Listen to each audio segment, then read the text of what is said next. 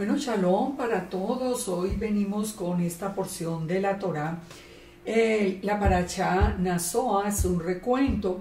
En la porción de Bamidbar o números 4:21 al 7:89. Esta porción de la Torá nos trae unas enseñanzas preciosas que nos van a tocar el corazón, pero también nos trae unas advertencias que espero que toquen nuestra vida, porque son advertencias que el Eterno hace a la congregación de Israel muy específicamente. Vamos a entrar en el estudio y vamos a ver entonces de qué se trata. El contenido de esta porción lo podemos resumir de esta manera. Primero es el recuento de Gersón y Merari, la asignación de los trabajos. Recordemos que la porción de la parashá viene explicándonos cómo es el trabajo de todos los levitas para levantar e instalar el tabernáculo de reunión. En este caso vamos a ver el recuento para Gersón y Merari.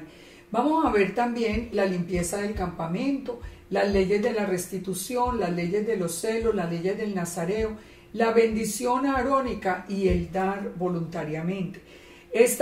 Todo este orden nos trae a tener como un mensaje, digamos, continuado, que nos lleva a entender lo siguiente. Primero, el llamado que el Eterno hace a cada uno de nosotros.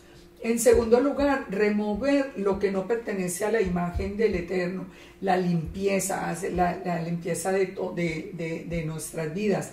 En tercer lugar, la restauración de la imagen del Eterno. En cuarto lugar, la restauración del nombre del Eterno, la restauración del compromiso, cómo hacernos a la imagen del Eterno y cómo responder por amor a toda esa misericordia, cuidado y protección que el Eterno tiene con nosotros. Vamos entonces a Bamidbar, el número 4, y vamos a ver desde el verso 21 la asignación de tareas. Dice: habló al Eterno a Moisés diciendo: toma también el número de los hijos de Gersón según las casas de sus padres por sus familias. De edad de 30 años arriba hasta 50 años los contarán todos los que entran en compañía para servir en el tabernáculo de reunión. Entonces nosotros recordamos aquí, tenemos que unirlo necesariamente porque esto es un hecho que ya lo habíamos visto, pero es muy interesante, que también Yeshua comenzó su ministerio a la edad de los 30 años. Recordemos, Yeshua vino para guardar y cumplir la Torá. Así que él tiene un sacerdocio que no es el sacerdocio levítico, pero es el sacerdocio celestial, que es el sacerdocio en el orden de Melquisedec. Pero siguiendo las instrucciones del Eterno, también comenzó a los 30 años. Dice entonces que la familia de Gersón, para ministrar y para llevar, ellos serán los encargados de llevar las cortinas, de llevar la cubierta de pieles de tejones que está encima, las cortinas del atrio, las cortinas de la puerta del atrio. Bueno, todo esto que ustedes pueden leer en su Torá, en sus Biblias, y dice: según la orden de Aarón y de sus hijos será todo el ministerio de los hijos de Gersón en todos sus cargos, en todo su servicio, y les encomendaréis en guarda todos sus cargos.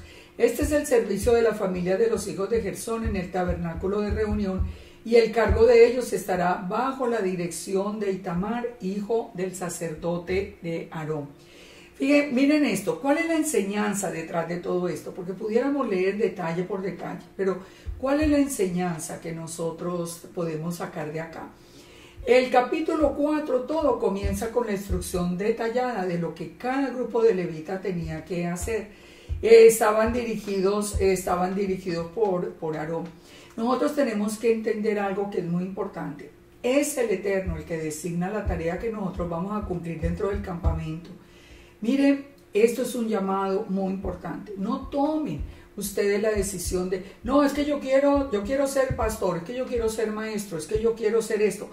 Pregúntenle al Eterno cuál es la misión para lo cual el Eterno los ha capacitado y los ha llamado. Muchas veces la frustración de muchos ministerios, la frustración de muchas personas viene precisamente de haber querido iniciar una labor que el Eterno jamás mandó. Yo escucho con frecuencia personas que me dicen, no, es que yo soy maestro o voy a empezar un grupo y yo quiero empezar un grupo, pero ni siquiera han leído las escrituras una vez en su vida. No tienen ninguna estructura en la palabra. ¿Cómo pueden aspirar a ser maestros si nunca han estudiado la escritura? Comience por estudiar. Si tiene eso en su corazón, comience a prepararse, pregúntele al Eterno y el Eterno confirmará la labor de cada uno. En Efesios 4:4 nos dice Pablo que es un cuerpo, es un espíritu, todos fuimos llamados a una esperanza. Hay un Señor, hay una fe, hay un bautismo, hay un Dios y Padre de todos, el cual es sobre todos y por todos y en todos. Dice, pero que a cada uno de nosotros nos fue dada la gracia, conforme a la medida del don del Mesías. Cada uno de nosotros tenemos una labor para realizar, pero la realizamos cuando es en la voluntad del Padre, y Él nos bendice y Él nos protege. Entonces nosotros tenemos que seguir, como dice el mismo Pablo en el verso 28, que aún nos puso en la congregación como apóstoles, otros profetas, otros maestros, los que hacen milagros, los que sanan, los que ayudan, los que administran, los que tienen el don de lenguas, los que dicen, pero no todos son apóstoles, pero no todos son maestros, pero no todos hacen milagros. Cada uno de nosotros tenemos un don especial para pertenecer a la congregación de Israel. A mí me gustaría que ustedes pararan un momento y pensaran, ¿cuál es mi don? ¿Cuál es mi llamado? Y pregúntenle al Eterno, ¿en qué puedo yo servir para que tu reino sea extendido? Para que todos encuentren una misma enseñanza, que solo hay un Elohim, que es Yahweh, que solo hay un Señor y Mesías, que es Yeshua, que solo hay un espíritu, que es el espíritu, el Ruach HaKodesh, que hay un solo pueblo, que es Israel, y que hay una sola esperanza, que es la tierra prometida. Así que muy importante que empecemos por preguntar cuál es la voluntad del Padre. Número 5, el capítulo 5 de Bamidbar comienza hablándonos de la pureza a causa de la presencia del Eterno. Dice, Yahweh habló a Moisés diciendo, manda a los hijos de Israel que echen del campamento a todo leproso, a los que padecen flujo de semen, a todo contaminado con muerto. Así a hombres como a mujeres echaréis, fuera del campamento los echaréis, para que no contaminen el campamento de aquellos entre los cuales yo habito. Esta es la parte más importante. ¿Por qué el Eterno exige santidad en el campamento de Israel? Porque Él habita en medio de su pueblo. Esta parte es crucial, esta parte es muy importante de entender. Fíjense, cuando nosotros vimos la parashá de Sará, el leproso, vimos que la lepra es un símbolo del pecado y que todo leproso debía ser sacado del campamento hasta que fuese sanado. Una vez que fuera revisado fuera del campamento, que ya había sido sanado, venía una segunda etapa, que era la que cumplía con el sacerdote para poder volver al campamento y para volver a su casa. ¿Cuál es el mensaje que el Eterno nos está diciendo acá? El mensaje que el Eterno nos da es el siguiente: nadie que esté en pecado debe permanecer en medio del campamento. Nosotros hoy somos un Israel disperso por todas las naciones, pero nosotros tenemos que tener cuidado primero con nuestra propia vida. ¿Está nuestra vida de verdad en obediencia al Eterno? ¿O tenemos algún pecado por el que primero nos debiéramos apartar mientras lo sanamos para poder volver a regresar a ese grupo de creyentes o a ese grupo familiar que nos rodea? ¿Saben? Nosotros nos tenemos que poner mucho más exigentes con nosotros mismos, porque en este tiempo de tanto pecado nos hemos vuelto insensibles al pecado. El corazón nuestro se ha endurecido forzosamente por tanto pecado que hay en el mundo. Esa palabra tolerancia que aparece con tanta vehemencia de parte del sistema del antimesías ha hecho que nosotros nos volvamos insensibles y que como que ya se acepte en medio de la congregación de Israel el pecado sin ningún problema. Nosotros conocemos aquí en Estados Unidos, y la tenemos aquí muy cerca, una sinagoga judía que es para homosexuales. O sea, ¿cómo es posible que si el Eterno considera abominación toda esta conducta, hoy se esté hablando de que es parte de la congregación de Israel con tanta facilidad? Pero la palabra tolerancia es la que salta. Si uno trata de hablar de la santidad, es llamado intolerante. Nosotros lo que tenemos que recordar es que nosotros somos esa representación del nombre del Eterno, y con nuestra conducta o hacemos que las personas admiren, alaben y vengan al Eterno, o hacemos que el nombre del Eterno sea profanado. Yo muchas veces he hablado de esto, yo sé, y no me canso, pero como no me canso de ver y de escuchar por las diferentes emisoras mesiánicas y esto, mensajes de personas mintiendo, de líderes mintiendo con respecto a su identidad, cuando hablan de que, porque vienen a nosotros los judíos. Nunca fueron judíos, nunca guardaron la Torá, nunca guardaron nada. ¿Y qué sucede? Muchas personas no lo saben y están tranquilas, pero la gente que está alrededor de ellos, más cercanos, sus propios familiares, que ven esto, sabe que sienten que el nombre del Eterno es el que es profanado, que es un Elohim que no merece ningún respeto, cuando personas que ellos vieron desde la infancia ahora resultan dándose una identidad que no tienen. Esto es en serio. Esto es en serio. Nosotros tenemos que cuidar la santidad del campamento de Israel, y empezando por nuestra propia vida, y también por la exigencia de lo que está pasando alrededor. Nosotros tenemos que seguir la enseñanza del Eterno, y la enseñanza del Eterno es muy clara al respecto. Él habita en medio del pueblo, así que al habitar en medio del pueblo, nosotros tenemos que ser muy celosos de la santidad de cada una de las personas, y claro, comenzando con nuestra propia vida. El número 5 continúa en el verso 6 hablándonos de la restitución por el pecado. Esto es interesante porque fíjese lo que dice el Eterno. Di a los hijos de Israel, el hombre o la mujer que cometiera alguno de los pecados con que los hombres prevarican contra Yahweh y delinquen, esa persona primero confesará el pecado que cometió, pero segundo compensará enteramente el daño y añadirá sobre ello la quinta parte y lo dará a aquel contra quien pecó. Sabe que el Eterno nos conoce, el Eterno conoce el corazón, el Eterno conoce lo que a nosotros nos duele, y sabe que lo que nos duele a la mayoría, el bolsillo. Muchas veces es más fácil decirle, bueno, Padre, perdóname, yo le hice daño a tal persona, o hasta venir y decirle, ¿sabes qué? Te hice daño. Pero restituir el daño, eso sí cuesta. Pero ¿qué dice el Padre? Que cuando yo restituyo, yo pido perdón primero y restituyo del daño, entonces Él, esa carga, ese pecado, lo echa en el fondo del mar y se olvida de Él para siempre. Nosotros tenemos que pensar en esto muy seriamente. Fíjense que la mayoría de las personas que más hemos seguido todos son las personas que tenemos más cerca, las personas que están, nuestras familias, nuestros padres, hermanos, esposos, esposas. Nosotros tenemos que pensar en perdón y en restitución. Si nosotros hicimos algo que no era correcto, debiéramos pedir perdón y restituir. Si una persona, digamos, por adulterio ha terminado un matrimonio, debería no solamente pedir perdón, sino restituir, dejando una quinta parte más, no repartiendo aquí mitad y mitad, es restituyendo el pecado que se cometió.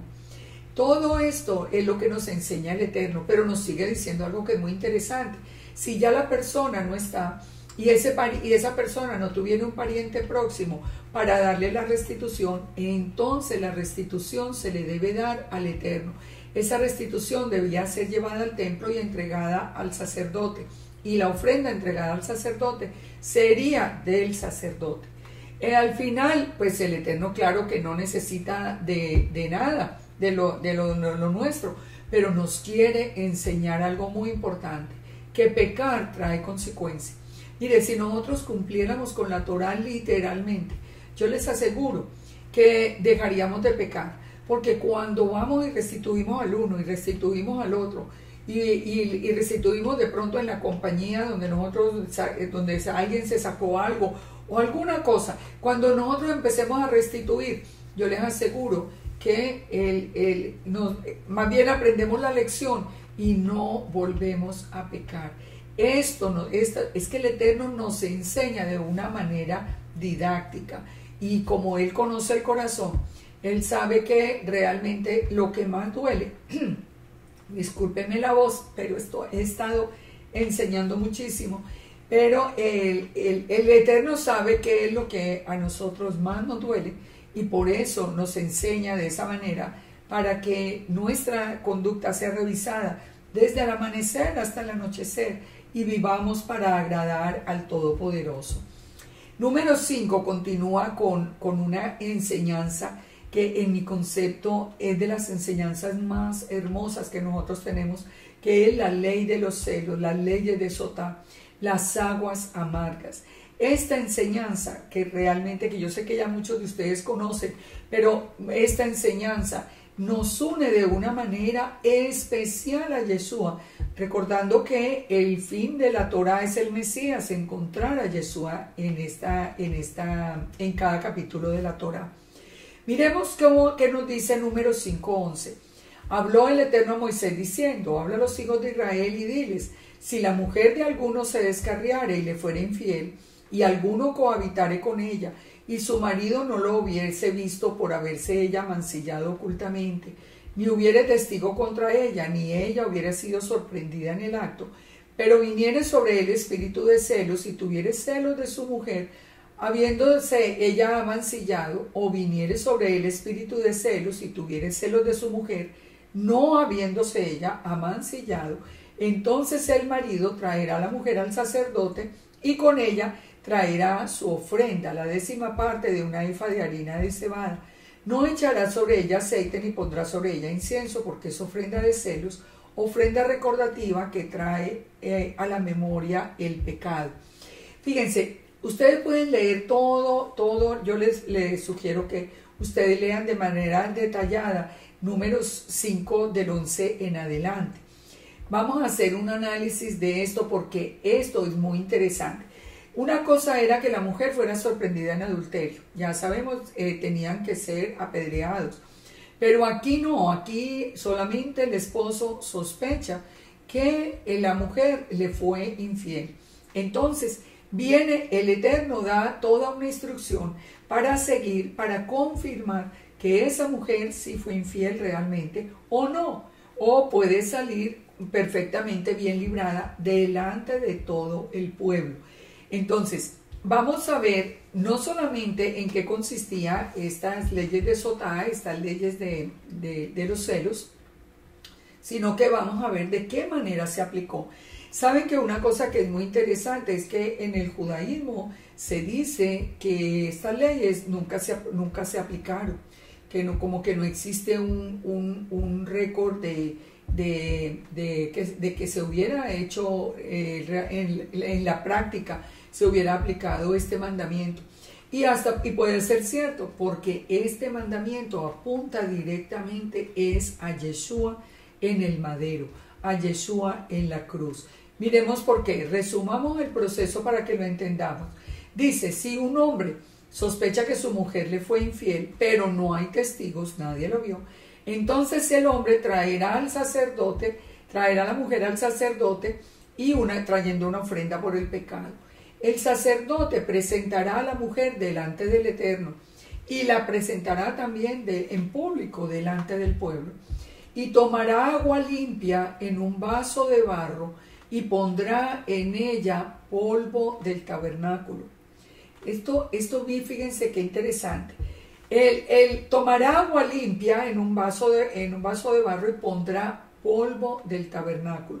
La mujer se parará delante del Eterno y le será rapada la cabeza o suelto el cabello o descubierta para humillación, y pondrá en sus manos la ofrenda. El sacerdote entonces tomará las aguas amargas que traen maldición. El sacerdote le dirá a la mujer: si eres inocente, serás libre de estas aguas amargas que traen maldición. Pero si eres culpable, tu muslo se caerá, tu vientre se hinchará y serás oprobio delante del pueblo. Y la mujer debía responder: amén, que así fuera, que así se hiciera.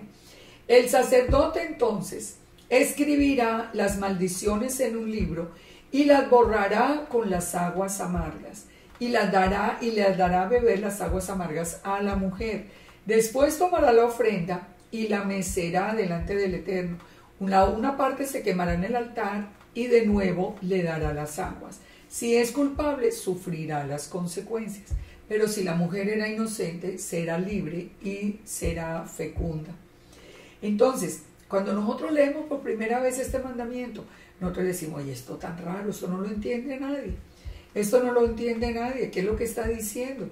¿De qué se trata? ¿Cómo que toma aguas amargas y con las aguas amargas es que entonces escribe las maldiciones y se borran con esas aguas amargas? ¿Y por qué la mujer, si es inocente, no le pasa nada con las aguas amargas? Pues bueno, lo que nos está diciendo el Eterno es mucho más hermoso de lo que suponemos inicialmente. ¿Quién es esa mujer adúltera que es sospechosa, al menos, de haber estado en fornicación? Israel. Aquí estamos hablando de un esposo celoso. ¿Quién es el celoso? El Eterno. Éxodo 34:14 dice: porque no te has de inclinar a ningún otro Dios, pues Yahweh, cuyo nombre es celoso, Dios celoso es. Recordemos que las dos casas de Israel en las que fueron dividido el pueblo, las dos casas de Israel pecaron, las dos casas de Israel se rebelaron, una más que la otra. Digamos que las dos cometieron pecados gravísimos, pero por lo menos la casa de Judá permaneció junto al Padre y no se apartó no perdió su identidad israelita por la misericordia que el Eterno tenía con David. Pero a la casa de Israel, por su pecado, recordemos que el Eterno la había desechado como novia, como esposa.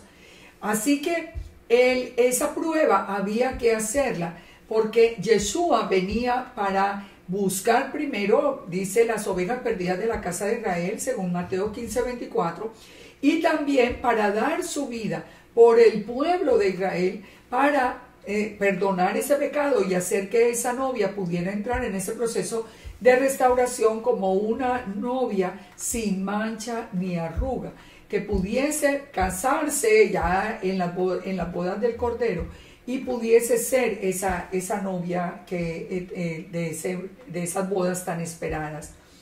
La mujer, entonces, Israel tenía que pasar la prueba, tenía que tomar las aguas amargas. Si la mujer era culpable, moría, pero si la mujer era inocente, sería fecunda y se multiplicaría. Recordemos que cuando el pueblo de Israel salió de Egipto, lo primero que encontró fue las aguas amargas. Así que el pueblo ya había pasado por la prueba. Y ahora en este momento después fue dividido Israel en las dos casas. Una se perdió en el mundo, se volvió gentil, bueno, toda la historia que ya conocemos. Ahora en la restauración, comenzando este proceso de restauración, el Eterno envía su propia palabra, su Hijo, para que se presente al ritual en lugar de Israel, la esposa adúltera. El Padre, que todo lo conoce, sabía que nosotros sí éramos culpables. Ahora, en Juan 19:29, nosotros encontramos el momento en que Yeshua llevó a cabo este ritual. Dice que Yeshua ya en la cruz, recordemos que la cruz, vamos primero a esto, recordemos que la cruz es la letra Tav, que significa pacto. Yeshua estaba muriendo no en una cruz romana, él estaba muriendo sobre una letra Tav en paleohebreo que tiene la forma de una cruz, y él estaba haciendo un pacto. Una vez que Yeshua está en la cruz, le ofrecen a beber vino, pero él no lo recibió. Ahora en el verso 29 de Juan 19 dice: estaba allí una vasija llena de vinagre. Entonces ellos empaparon en vinagre una esponja y poniéndola en un hisopo, se la acercaron a la boca. Jesús había dicho, tengo sed, y ellos le acercan vinagre. ¿Por qué le acercaron ese vinagre? Lo primero que pensábamos era qué maldad, si uno en la situación en que él estaba y tenía sed, y cómo le pasan vinagre en lugar de agua. Pero el Eterno, en su plan perfecto y en su Torá perfecta que tenía que cumplirse, sabía que Yeshua tenía que tomar las aguas amargas por nosotros. Eso era lo que debiéramos haber hecho. La prueba que teníamos que haber pasado cada uno de nosotros, a ver si habíamos sido de verdad infieles y fornicarios con el Eterno. Estamos hablando de dioses ajenos. Entonces cuando Yeshua toma el vinagre, y Yeshua dice unas palabras que también tocan el corazón. Yeshua dijo, consumado es, y habiendo inclinado la cabeza, entregó el espíritu. Fíjense cuántas cosas nosotros nunca entendíamos de las palabras de Yeshua en la cruz por no conocer la Torá. Lo primero, cuando él tomó el vinagre, dijo por quién lo estaba tomando. Cuando dijo consumado es, él no estaba diciendo, no, pues aquí todo se acabó, ahora yo ya voy a morir. Él no estaba dando nada de esas explicaciones. Él dijo en hebreo la palabra Gomer. Gomer significa consumado es. Y Gomer es la esposa de Oseas, la esposa infiel de Oseas, que representa a la casa de Israel. Miren, no hay coincidencia, todo tiene un sentido tan profundo que el Eterno está revelando hoy, que de verdad es algo que maravilla el corazón, ver cómo el Eterno ha tenido misericordia de nosotros para revelarnos todo esto. Entonces, miremos y tratemos de imaginar ese momento. Yeshua va a tomar las aguas amargas. Él ha sido desnudado delante del pueblo. Él está siendo avergonzado, le pusieron una corona de espinas, lo humillaron, se han burlado. El pueblo todo se está burlando de él, que está representando a la casa de Israel. Y cuando él bebe las aguas amargas, delante de todos, delante de los sacerdotes que estaban allí viendo ese proceso, entonces Yeshua en hebreo grita, Gomer, e inmediatamente inclina la cabeza y entregó el espíritu y murió. ¿Por qué murió? Porque Gomer, la casa de Israel, todos nosotros éramos culpables. ¿A ustedes no les toca el corazón eso? ¿Saben una cosa que yo no soy capaz como de entender?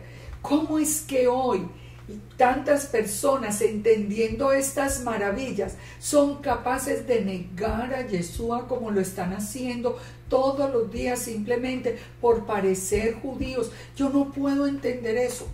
¿Cómo no le va a uno a tocar el corazón saber que Yeshua allá en el madero, recibiendo la humillación de todos, el que es santo, el que nunca pecó, el que es la imagen visible del Elohim invisible, el que nunca una palabra mala salió de su boca, que estaba dando la vida por nosotros, que estaba tomando el lugar nuestro, toma las aguas amargas sabiendo que nosotros éramos culpables, y todavía él lo dice, ¿por quién la está tomando? La está tomando por Gomer, y muere, y nosotros venimos simplemente para que los hombres nos vean. Ay no, qué cuento de Yeshua, eso es mentira, qué cuento de cruz, qué cuento de nada. Óigame, de verdad que yo no entiendo lo que hoy se llama el campamento de Israel. Esto es de las maravillas, pero es que fijémonos en esto, no solamente tenemos que entender eso. Recordemos que la preparación de las aguas amargas tenían polvo del templo. ¿Por qué tenían polvo del templo? Recordemos la mujer sorprendida en adulterio en Juan 8:6.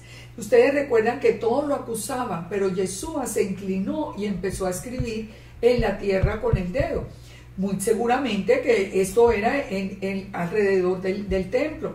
Pero ¿por qué lo hizo? Jeremías 17:13 dice, oh Yahweh, esperanza de Israel, todos los que te dejan serán avergonzados, y los que se apartan de mí, dice, serán escritos en el polvo porque dejaron a Yahweh manantial de aguas vivas. Lo que estaba haciendo Yeshua era recordándoles que en el polvo del templo se escribían, en el polvo del templo se escribían todos aquellos que habían dejado al Eterno, que era el manantial de agua viva. ¿Quién era el manantial de agua viva? Ahora Yeshua mismo lo dijo, que él era la fuente de agua viva. Las maldiciones que estaban escritas, o sea, la consecuencia de todo ese pecado, se borraba con esas aguas amargas.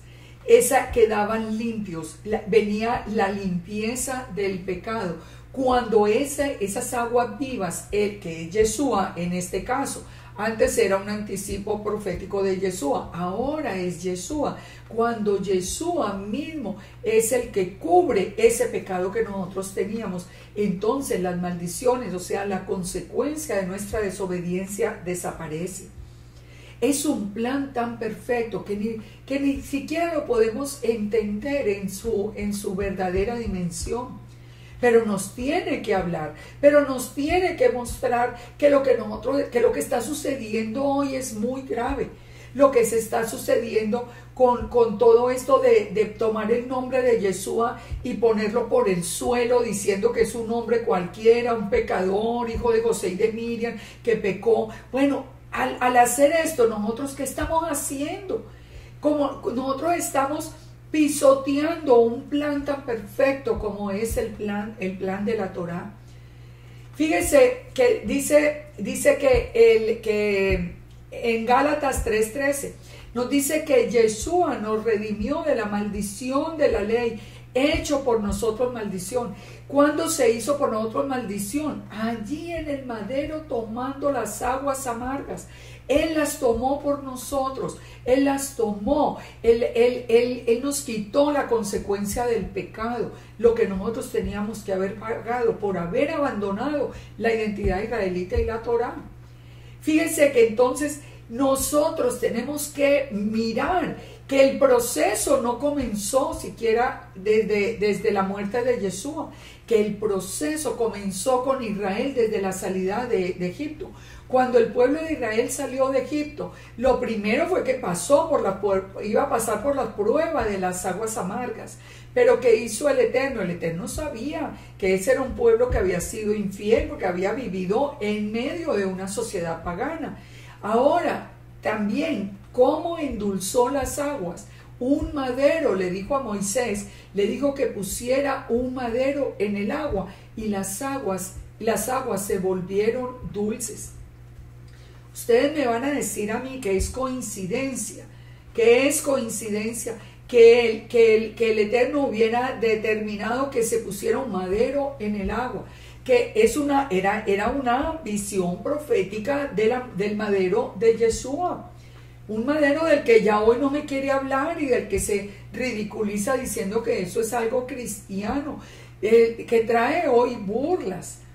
Pero fíjense, al principio viene Yeshua y endulza las aguas a través del madero.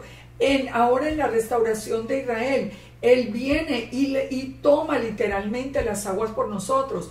Y en el futuro, ¿qué va a pasar? Nosotros sabemos por Apocalipsis 8:11 que la estrella Genjo volverá a amargas las aguas. Y el mundo pasará otra vez, el mundo creyente y el mundo pasará otra vez por la prueba de las aguas amargas. Y si la persona las toma y fue culpable, va a morir. Por eso va a morir. Dice que muchos hombres murieron a causa de esas aguas. Ese muchos es incontable, es incontable. Ahora, ¿nosotros podremos pasar esa prueba? Yo le digo, solamente porque yo tengo la fe y la certeza de que siguiendo y teniendo a Yeshua en mi corazón, Él tomará y tomó ya las aguas por mí y las tomará en el momento en que sea. Porque yo entiendo que lo hizo desde la salida de Egipto, en la restauración de Israel, lo hará en el futuro. Todo lo que fue será, no hay nada nuevo debajo del sol. Pero sabe una cosa, si usted es de los que ya negó a Yeshua, o si usted es de los que está aprendiendo que Yeshua es un hombre cualquiera, que pecó, un hombre cualquiera, que cómo nos podía redimir. El Eterno no es mentiroso, el Eterno dice que todo hombre peca, que todos los seres humanos tienen naturaleza pecaminosa. Un ser humano, hijo de José y de Miriam, no puede ser eterno, no puede ser Padre eterno, no puede ser Elohim fuerte como estaba revelado. Si usted ya está escuchando esto, realmente pare y reflexione. Pare y reflexione. Usted puede tomar las aguas amargas o un hombre cualquiera puede tomarlas por usted. Pues pare y reflexione, porque lo que estamos haciendo es bastante serio. Sigamos número 6 y vamos a otro tema, el nazareato, el nazir o el nazar. Número 6:1 dice, habló el Eterno a Moisés diciendo, habla a los hijos de Israel y diles, el hombre o la mujer que se apartare haciendo voto de nazareo para dedicarse al Eterno. Este es un voto que se hace para dedicarse al Eterno, pero tenía unas condiciones muy especiales. A la persona que hacía este voto se le llamaba nezarita o nazareo, y es una persona que se consagra por un tiempo al Eterno. El nazareato es un llamado del Eterno para una misión especial. Esto no es un voto para hacerlo cualquier persona a la hora que quiera, porque tiene requisitos muy importantes. Miremos algunos ejemplos de esto. Jueces 13 nos dice que Sansón, en tiempo de los jueces, que recordemos que en tiempo de los jueces Israel hacía lo que bien le parecía, hacía lo malo, y los filisteos lo tenían cautivo, y el Eterno levantó a Sansón, y el mismo Yeshua le anuncia, dice, he aquí que, de Jueces 13:5, he aquí que concebirás y darás a luz un hijo, y navaja no pasará sobre su cabeza, porque el niño será nazareo al Eterno desde su nacimiento, y él comenzará a salvar a Israel de la mano de los filisteos. ¿Yo por qué digo que Yeshua? Porque el ángel de Yahweh fue el que anunció a la madre el nacimiento de Sansón. En primera de Samuel también, la madre de Samuel, Ana, al recibir el milagro de la concepción, ella hizo la dedicación por el bebé que nacería. Dijo, e hizo voto diciendo, Yahweh de los ejércitos, si te dignares mirar a la aflicción de tu sierva y te acordares de mí, y no te olvidares de tu sierva, sino que dieres a tu sierva un hijo varón, yo lo dedicaré al Eterno todos los días de su vida, y no pasará navaja sobre su cabeza. Por eso le digo, estos son votos que solamente bajo la dirección del Eterno deben hacerse. Por favor, no hagan cosas a la ligera, porque ya vamos a ver la consecuencia. El mismo Pablo hizo un voto nazareo. Dice en Hechos 18:18, mas Pablo, habiéndose detenido aún allí muchos días, después se despidió de los hermanos y navegó a Siria, y con él Priscila y Aquila, habiéndose rapado la cabeza en Cencrea, porque tenía hecho un voto. Pablo también hizo este voto. ¿Cuáles son las condiciones del voto? El nazareo se abstendrá de vino y de sidra. No beberá vinagre de vino ni vinagre de sidra. No beberá ningún licor de uvas. Tampoco comerá uvas frescas o ni secas. Nada que tuviera que ver con el vino. Todo el tiempo del nazareato, de todo lo que se hace de la vid, desde el grano hasta el ollejo, no comerá. Todo el tiempo del voto de nazareato no pasará navaja sobre su cabeza, hasta que sean cumplidos el tiempo del apartamiento para Yahweh. Será santo y dejará de crecer su cabello. Todo el tiempo que se aparte para Yahweh no se acercará a una persona muerta, ni aún por su padre o por su madre, ni por su hermano ni por su hermana puede contaminarse cuando mueran, porque la consagración de su Dios tiene sobre su cabeza. Como le digo, esto era por misiones muy especiales, muy especiales. ¿Por qué es un voto tan serio? Que no se puede hacer sino en condiciones muy, muy extremas. Porque Proverbios 20:25 dice, por lazo o trampa es al hombre hacer apresuradamente voto de consagración y después hacerlo reflexionar. Porque no se le puede decir al Eterno, voy a hacerlo, si usted no va a ser capaz de sostenerlo, porque las consecuencias serían bastante serias. En Números 32 dice, cuando alguno hiciere voto a Yahweh e hiciere el juramento ligando su alma con obligación, no quebrantará su palabra, hará conforme a todo lo que salió de su boca. Con el Eterno las cosas son en serio. Con el Eterno no es prometiendo y después no cumpliendo como con la gente. Con el Eterno nosotros tenemos que tener mucha seriedad, tanto que el Eterno mismo da instrucciones para que si en el caso de que la esposa sea la que haya hecho el voto, o en el caso de que sean los hijos menores, el esposo tiene que tener, la esposa o los hijos tendrían que tener el consentimiento del esposo como autoridad en la familia. Así que, ¿cómo se terminaba el voto? Dice, esta pues es la ley del nazareo el día que se cumpliera el tiempo de su nazareato. Entonces, cuando ya se terminó el tiempo, vendrá a la puerta del tabernáculo de reunión, ofrecerá su ofrenda al Eterno, un cordero de 1 año sin tacha en holocausto, una cordera de 1 año sin defecto en expiación y un carnero sin defecto en ofrenda de paz. Un canastillo de tortas sin levadura, de flor de harina amasada de aceite, hojaldre sin levadura y su ofrenda, sus libaciones. El sacerdote lo ofrecerá delante del Eterno y hará expiación y su holocausto, y ofrecerá el carnero en forma de paz a Yahweh con el canastillo de los panes sin levadura. Asimismo ofrecerá al sacerdote su ofrenda y libaciones. Entonces el nazareo raerá a la puerta del tabernáculo de reunión su cabeza consagrada, tomará los cabellos de la cabeza consagrada y los pondrá sobre el fuego. Ese cabello que se dejó crecer se quemará al fuego, que está debajo de la ofrenda de paz. Y después tomará el sacerdote la espaldilla cocida del carnero, una torta de levadura del canastillo, un hojaldre sin levadura, y lo pondrá sobre las manos del nazareo después de que fuera raída la cabeza. Era todo un ritual que el sacerdote hacía allí en el tabernáculo o en el templo. Y el sacerdote mecerá aquello como ofrenda mecida delante del Eterno, lo cual será cosa santa del sacerdote, además del pecho mecido y la espaldilla separada. El nazareo después podría beber vino. Esta es la ley del nazareo, que hiciere voto de ofrenda al Eterno, además de que sus recursos le permitieren, según el voto que hiciere, así hará conforme a la ley. Entonces, recomendación, no haga promesas al Eterno que usted no puede cumplir, que no las puede cumplir. Esto es muy importante. No haga promesas al Eterno que no las vaya a cumplir. Número 6, ¿de qué nos habla? De algo que de verdad, yo le digo que a mí por lo menos me llena el alma cada día.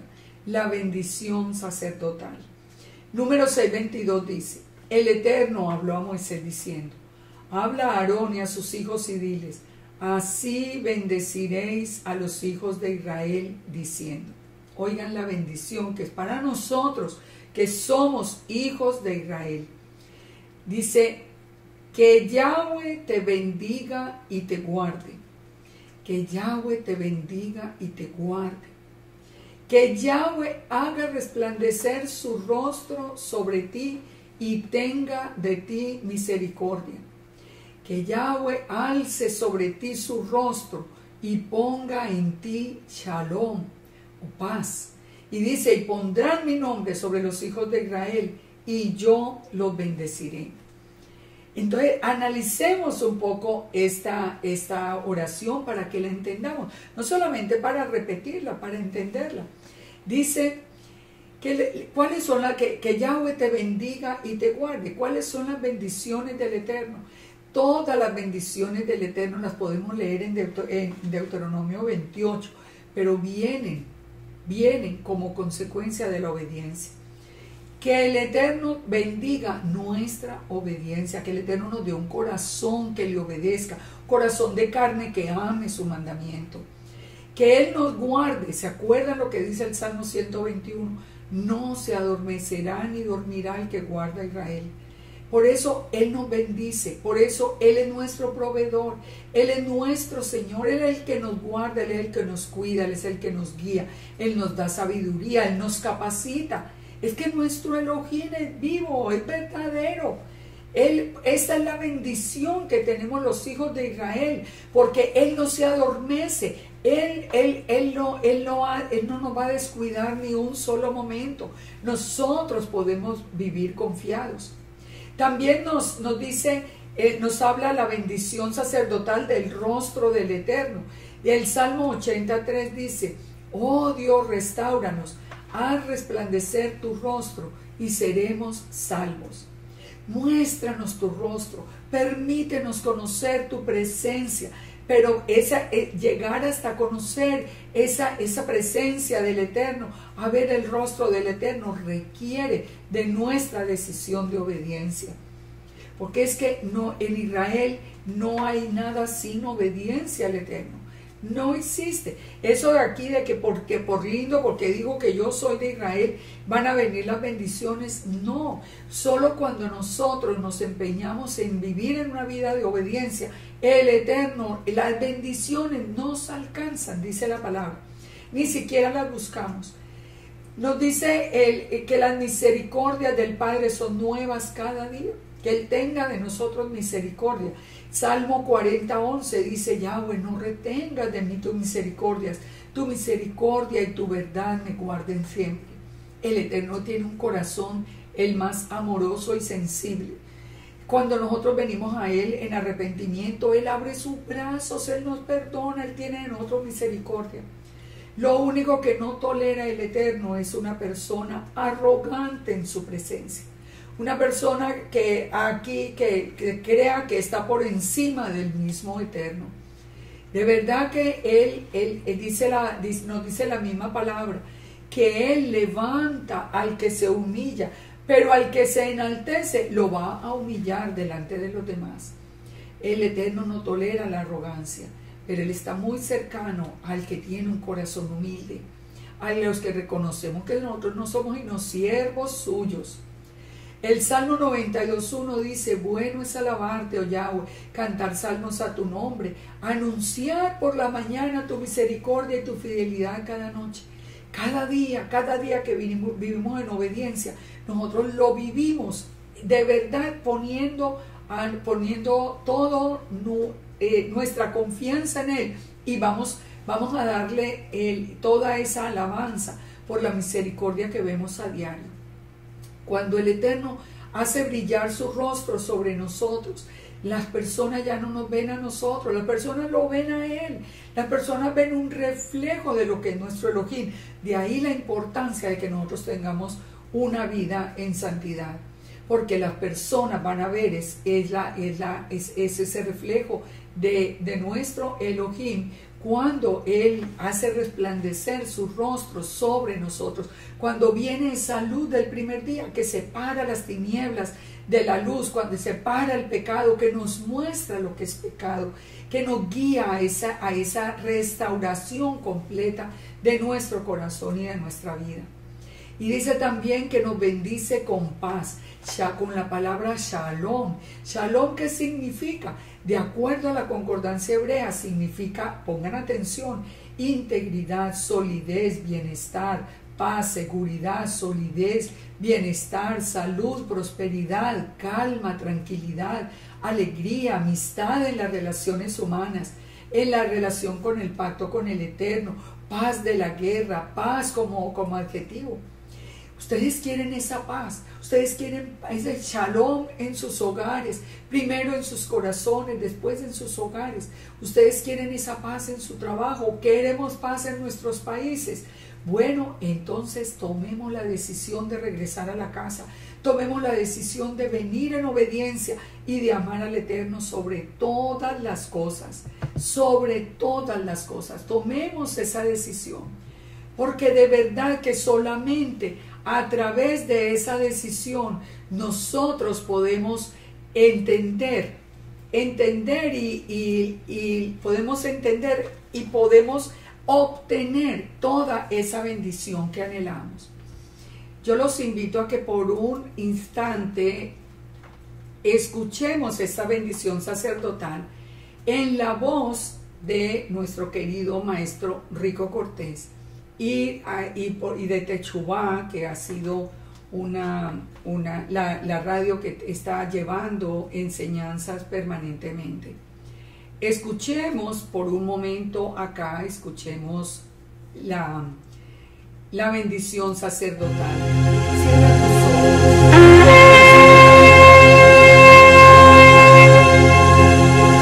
Cierra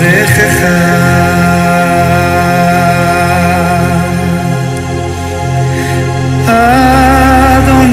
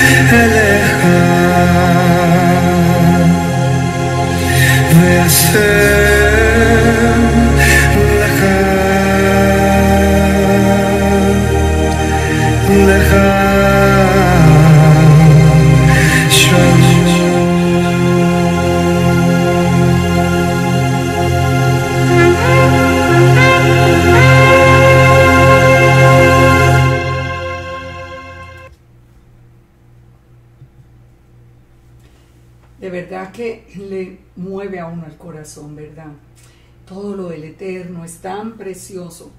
Todo lo que tiene que ver con nuestro Elohim es maravilloso. De verdad que nosotros no tenemos palabras para darle gracias al Padre por todo lo que nosotros estamos aprendiendo.